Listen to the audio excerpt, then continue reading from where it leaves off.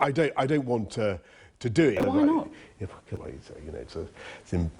because it's not because of my promises or my ego or whatever. It's because the uncertainty that it means for the whole country. Businesses can't plan. Families can't plan. We can end the uncertainty, and then we can get on with all the things that I think the people of this country really want to focus on. I ask you, do you want next year, 2020, to be a fantastic year for this country? Do you want it to be all about Brexit yet again, with another referendum on Brexit, a referendum on the breakup of the Union, a referendum on Scotland?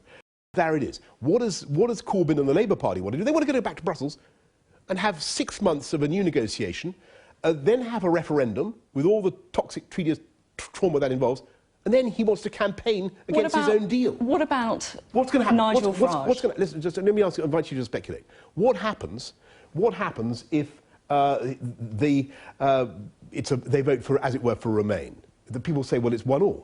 Then what? You have to have a third referendum? Or let me ask you, what happens if they vote, as it were, for Leave? For people in this country vote for Leave? What would Jeremy Corbyn do then? Resign? The whole thing is totally chaotic. It's unnecessary.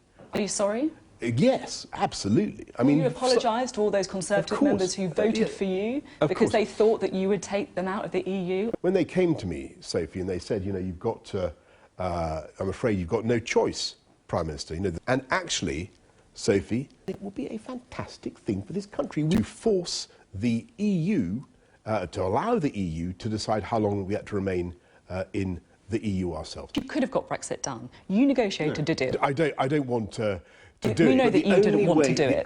The difference between this government and any other party is that I love being Prime Minister. I don't want an election at all. I want to get on with this job. I want to get on with doing all the things I believe in, I care about for this country. That's what I want to do.